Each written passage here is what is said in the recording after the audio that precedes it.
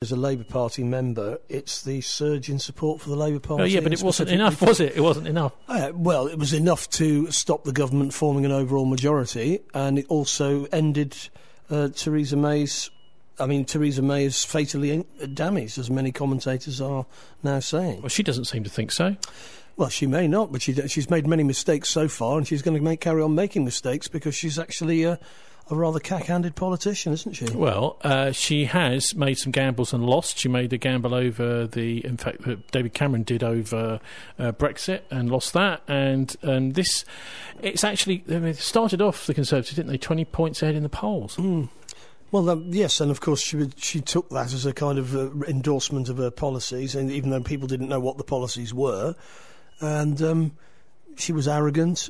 I mean, I don't have to say all of this. The Tory party themselves are saying these things. I think from a Labour Party point of view, one of the things I most enjoyed was watching all the Blairite has-beens in the Labour Party eat their hats, chomp, chomp, chomp, as the Corbyn effect swept through Britain. Yeah, but they are still not necessarily 100% behind Jeremy Corbyn, are they? I mean, he's got probably more problems than Theresa May, with a civil war still raging within his own parliamentary group amongst his MPs. Well, no doubt there are still some people who don't like the direction the party's been taken in. But in actual fact, I feel that they have been largely sidelined by all of this. I mean, the Bristol Labour MPs were all quite hostile to Corbyn. And I think they've all, in fact, increased their majorities. I don't think Karen Smith in Bristol South was. I think all three of them were involved in the chicken coup. There's no doubt about it.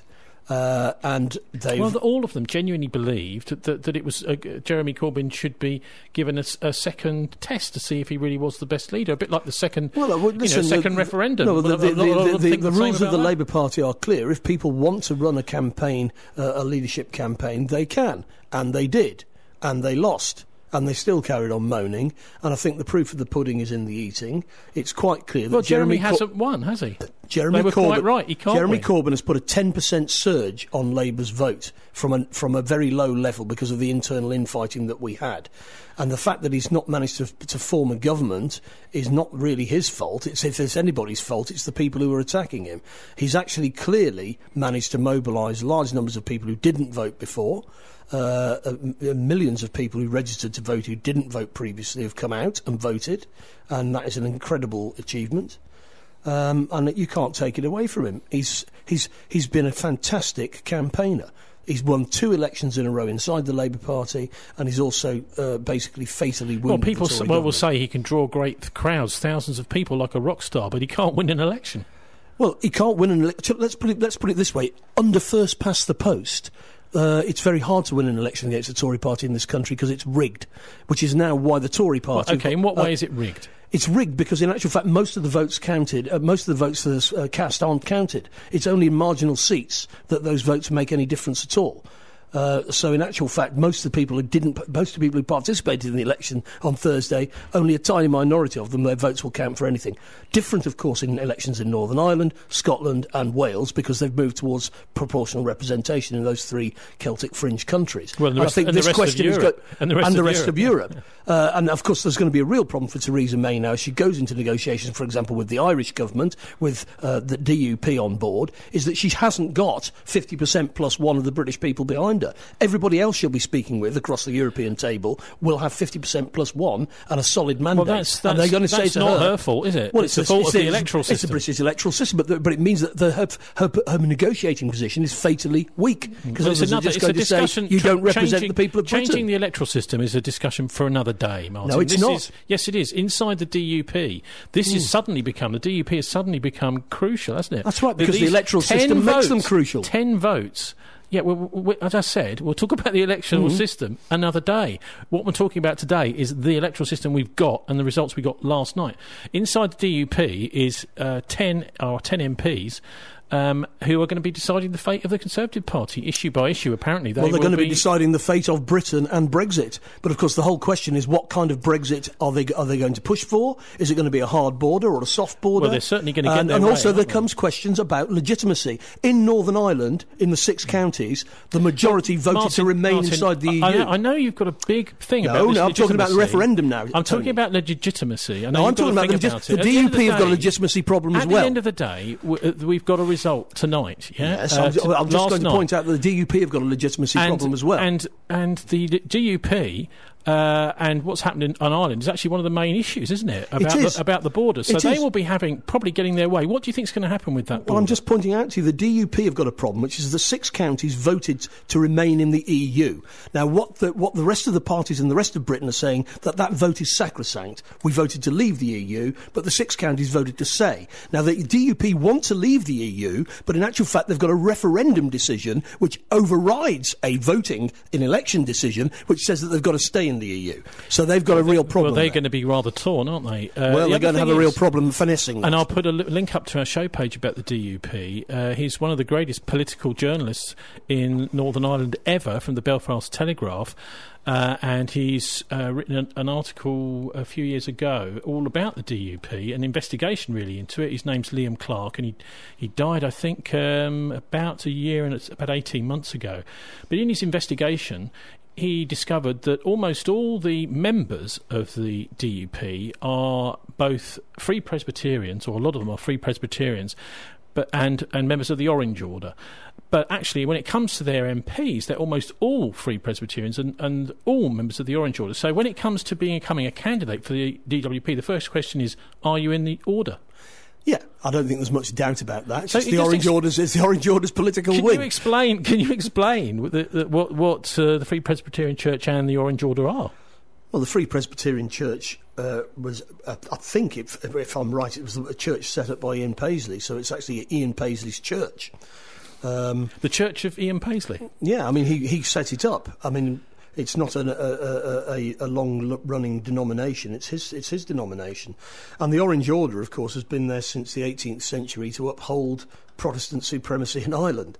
Now, I don't think the modern... Is it anything something to do with William of Orange? Yes, that's right. That's why it's called the Orange Order. It's after William of Orange. So tell us about him. This is fascinating. William of Orange became King of England in the Glorious Revolution of 1688, when James II was driven out for being a Catholic.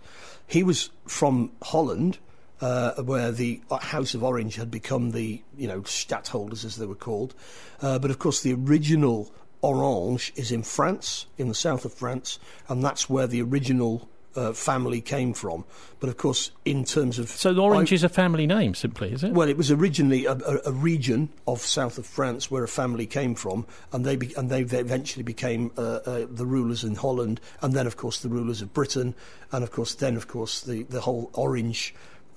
what Orange means in historical terms, in Irish terms, is Protestant descendants. Just after the English Civil War, what had happened was you had a kind of bit of a resurgence of Catholicism. People saying, well, actually, maybe the Catholics aren't so bad after all. There'd been this massive battle.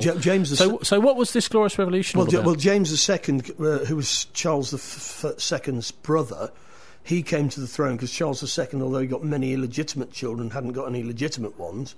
And so his brother came to the throne, but his brother was a not-so-secret, and once he became onto the throne, a Catholic.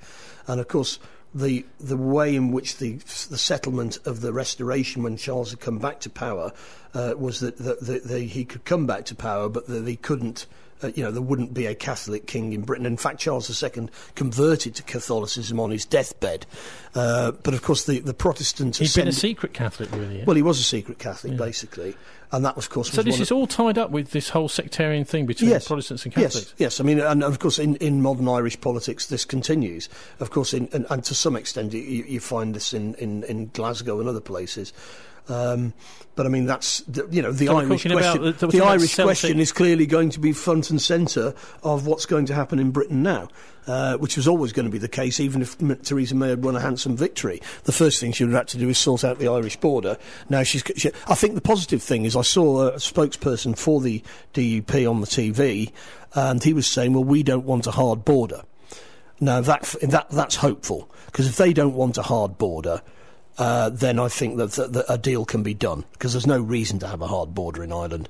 But of course, that means that we're moving towards a soft Brexit. Well, I mean, I can remember as I lived over there during the Troubles, and there was a very hard border with all army checkpoints and all that sort of thing. Yes, and nobody wants to go back there, and I think the DUP don't want to go back there. I mean, if the DUP had a more extreme position that they did want a hard border, then the whole thing really would be very dangerous, because, in other words, the Tory government would be propping up a sectarian statelet with a kind of supremacist ideology. But I think the DUP have come a long way. The Good Friday Agreement is still in force. And I think a compromise deal could probably be worked out. But I think what this does do is it starts to make Brexit look softer and softer for Theresa May. And I think that will be a problem, because some people on the right of her party, not the DUP, but on the right of her party, won't like the idea of a soft Brexit. So is the DUP a political wing of the Free Presbyterians? Well, it's a political wing of the Orange Order. That's what it is. Just as some people claim that Sinn Féin is the political wing of the IRA, although the IRA is disbanded. Okay, so how does that leave the whole Northern Ireland division and the suspension of Stormont? Well, what's happened is that both Sinn Féin and the DUP have cleaned up in both of their respective communities. I mean, they're both dominant. There's only one MP who's been elected as an independent, moderate unionist. And I think the DUP the moderate unionists who voted to remain in the EU have clearly swung behind the DUP because they're worried that Sinn Féin are getting too strong. Now, this could lead in another era, this would have been a very dangerous result in Northern Ireland with a very polarised electorate. But I think, in actual fact, the DUP and Sinn Féin know each other very, very well. They've worked pretty well together in the past, and I don't think there's any reason why they can't do so in the future. Sinn Féin have gained 3 MPs, although their MPs don't take up their seats in Westminster. Right. We're in a quite interesting situation. If they did, then Theresa May wouldn't be able to form a government. Isn't that interesting? So if they're still, hey guys over there, you could decide to send your MPs to Westminster. They won't, because it's just too. What is the principle behind that then? Well, the principle behind that is we want to have a united Ireland, and therefore we're not going to sit in Westminster Parliaments. I mean, if you think back to 1918, where the first Dáil... Yes, but so much has changed in Ireland because of MPs that were sent from Ireland to Westminster. Yes, I know, but Sinn Féin... Over the years, Martin, yes, I know, can I just finish my sentence? Yeah. Over the years, for example, the liberation of the land in Ireland was all because of Irish MPs in Westminster holding the balance of power. Surely Sinn Féin can see this. Yeah, but you've got to remember that the SDLP do take their seats in Parliament, in Westminster Parliament, but they've been wiped out. Sinn Féin have cleaned up. And Sinn Féin's position, ever since the Dáil of 1918, they won the election across Ireland, and instead of going to Westminster, they formed an Irish Parliament. That was the basis of the modern Irish state. And Sinn Féin's position has always been that we're not taking up our seats in Westminster. In actual fact, they used to have an office in Westminster, and they used to go and use the office, but they didn't go into the chamber, and they don't vote on British Okay, well, let's just run through some of the headlines of now the results are settled down. So the Conservatives have lost their Commons majority, the largest party, and it's a hung parliament. Theresa May says she will form a government with the 10 Democratic Unionist Party MPs. She says she's sorry to colleagues that's lost their seats, and we'll talk about that a bit in a minute. Jeremy Corbyn says she should quit. Conservatives plus 10 DUP MPs may have 329 seats, more than all the other parties put together. Final score of 319 seats for the Tories, down 13. Also, a progressive alliance between Labour, SNP, Lib Dems, Plaid Cymru and Greens would have about